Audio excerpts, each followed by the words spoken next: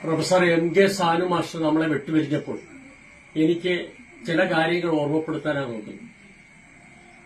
അദ്ദേഹം കുടുംബ സംഗമം ഉണ്ടാക്കി കുടുംബങ്ങളുടെ ആ സ്നേഹം കാണിക്കുവാൻ വേണ്ടിയിട്ട് മംഗലത്ത് മഠം ഒരു 300 കുടുംബങ്ങളുള്ള ആ കുടുംബങ്ങളെ എല്ലാം ചേർത്ത് പിടിച്ച് ആ കുടുംബയോഗങ്ങൾ എല്ലാ ഡിസംബർ മാസവും നടക്കുവാൻ അത് കാവുങ്കൽ വെച്ച് നടക്കുമ്പോൾ കാവുങ്കൽ മാടാനിച്ചിറയിൽ വെച്ച് നടക്കുമ്പോൾ മിക്കവാറും അവരാ നടക്കുന്ന സമയത്ത് എന്നെ വിളിക്കാറുണ്ട്.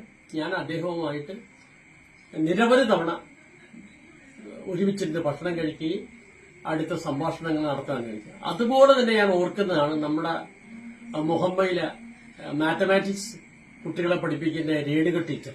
രേണുക ടീച്ചറിന്റെ വീട്ടിലും ഞാൻ പല പ്രാവശ്യം അദ്ദേഹം വന്നപ്പോൾ കണ്ടിട്ടുണ്ട്.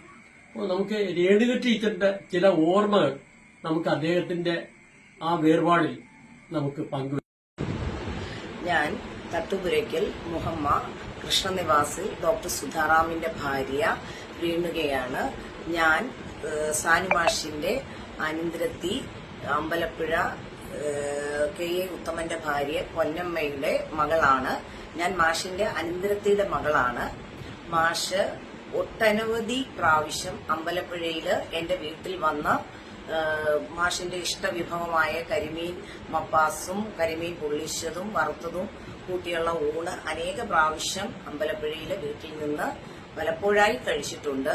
ഇപ്പോൾ മാഷ് ഞാൻ മുഹമ്മയിൽ സ്ഥിരതാമസമായതിനു ശേഷം മാഷ് ആലപ്പുഴ ചേർത്തല എവിടെ വന്നാലും മാഷ് ഇവിടെ നിന്നായിരുന്നു ഊണ് കഴിക്കുന്നത്. ഞാനും അമ്മയെ പോലെ തന്നെ മാഷിന് കരിമീൻ വാഴയിലയിൽ പൊള്ളിച്ചതും വറുത്തതും ചെമ്മീൻ നമ്മുടെ ആലപ്പുഴക്കാരുടെ മുളകും തേങ്ങ അരച്ച കറിയായിട്ടും പുളിശ്ശേരി കാച്ചിയും എല്ലാം മാഷിന് കൊടുക്കുമായിരുന്നു. മാഷ് വളരെ സന്തോഷത്തോടു കൂടിയാണ് ഇവിടെ ചെലവഴിച്ചിരുന്നത്. ഇപ്പോൾ മാഷിന് വാർദ്ധക്യത്തിന്റെ ബുദ്ധിമുട്ട് കാരണം ആലപ്പുഴ വരെ യാത്ര ചെയ്യാനുള്ള ബുദ്ധിമുട്ട് കാരണം മാഷ് ആലപ്പുഴയ്ക്ക് വരാതായപ്പോൾ ഞാൻ എറണാകുളത്ത് പോകുമ്പോഴെല്ലാം മാഷിന് കരിമീൻ പൊള്ളിച്ചതും കറിയും എല്ലാം കൊടുക്കുമായിരുന്നു. ഏറ്റവും അവസാനമായിട്ട് 29-ാം തീയതി ഞാൻ മാഷിന് കരിമീൻ വറുത്തതും കറിയും എല്ലാം വെച്ച് അവിടെ കൊണ്ടുപോയി മാഷിനൊപ്പം ഇരുന്നാണ് ഊണ് കഴിച്ചതും മാഷിന് വിളമ്പി കൊടുത്തതും എല്ലാം ഞാൻ ഓർക്കുന്നു.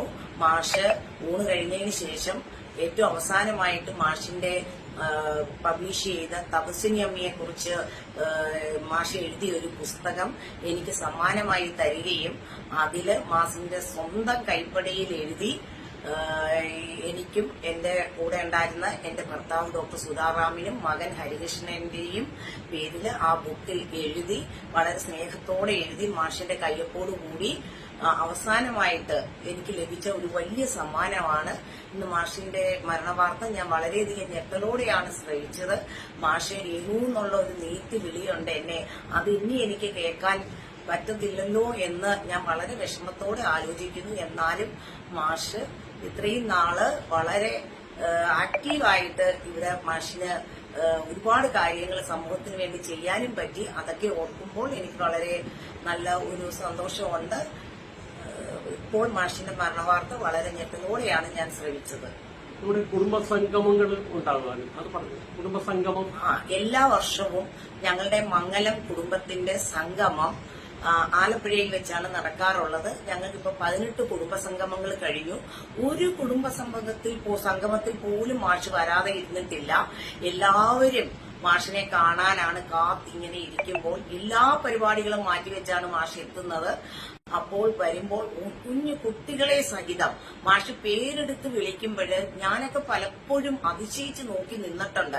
ഞാൻ ഇവിടെ മുഹമ്മയില് ഒരു മാത്തമാറ്റിക്സ് ടീച്ചറാണ്. 34 വർഷമായിട്ട് ഞാൻ തുടരുന്നു. പലപ്പോഴും എന്റെ സ്റ്റുഡൻസിന്റെ പേര് വിളിക്കാൻ ഞാൻ മറന്നു പോകാറുണ്ട്. പക്ഷേ മാഷ് ഒരിക്കൽ പോലും ആരുടെയും പേര് മറക്കാതെയാണ് എല്ലാരെയും പേരെടുത്ത് വിളിച്ചാണ് ഞങ്ങളോടൊപ്പം ആ ഒരു ദിവസം സ്പെൻഡ് ചെയ്യുന്നത്.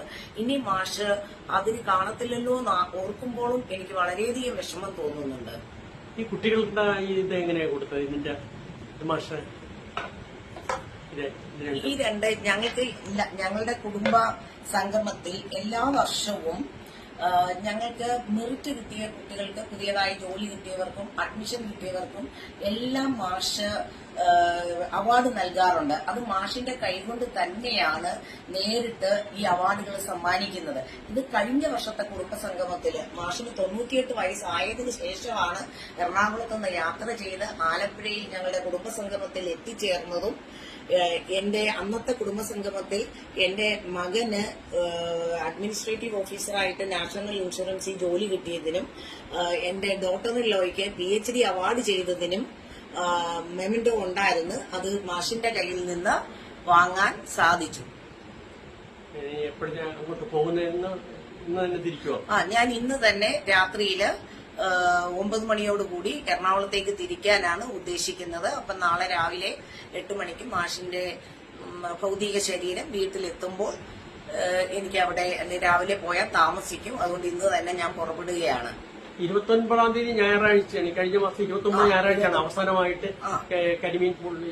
ജൂൺ 29-ാം തീയതി ഞായറാഴ്ചയാണ് കൊടുത്തത്. ഏറ്റവും അവസാനമായിട്ട്. എന്നിട്ട് ഞാൻ മാഷിനോട് വാക്ക് പറഞ്ഞിട്ട് പോന്നിരുന്നു, അടുത്ത പ്രാവശ്യം ഞാൻ വരുമ്പോ മാഷിനും പൊള്ളിച്ചതും താറാവിറച്ചിക്കറിയും ഞാൻ കൊണ്ടുവരാം. മാഷ് ഒരുപാട് നാളായി മീറ്റ് കഴിക്കുന്നില്ല, മാഷിന് ചവച്ച് കഴിക്കാൻ ബുദ്ധിമുട്ടാണെന്ന് പറഞ്ഞു. ഞാൻ പറഞ്ഞു ഞാൻ താറാവ് നല്ലപോലെ വേവിച്ച് ഞാൻ കൊണ്ടുവന്ന് തരാം എന്ന് വാക്ക് പറഞ്ഞിട്ടാണ് ഞാൻ പോകുന്നത്. അതെനിക്ക് സാധിച്ചില്ലല്ലോ എന്ന് ഓർക്കുമ്പോൾ ഒരു വിഷമമുണ്ട്.